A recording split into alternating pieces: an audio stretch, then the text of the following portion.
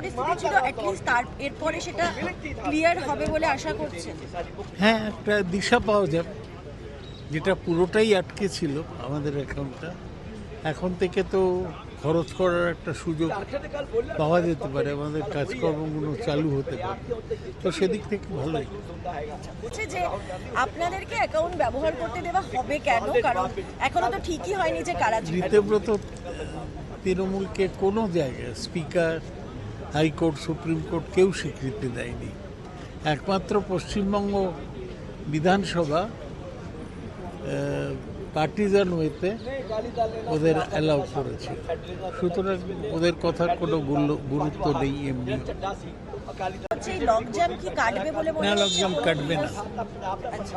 আমরা আজকে সকালে অপোজিশন পার্টির মিটিং করেছিলাম। আমাদের সিদ্ধান্ত হচ্ছে যে দুটো দাবি, একটা অমিত শাহ স্টেটমেন্ট এবং ক্ষমা চাওয়া, দুই হচ্ছে চাঁদা চুরির ব্যাপারে আলোচনা করা।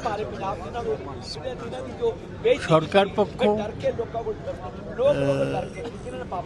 এ নিয়ে ছাত্রদের উপর লাঠিগুলি চালানোর ব্যাপারে আলোচনা বা অমিত শাহ স্টেটমেন্টে রাজি হলেও চাঁদা চুরির ব্যাপারে রাজি হয়নি। তাই আমাদের বক্তব্য চলে যে গতিরোধ চলবে,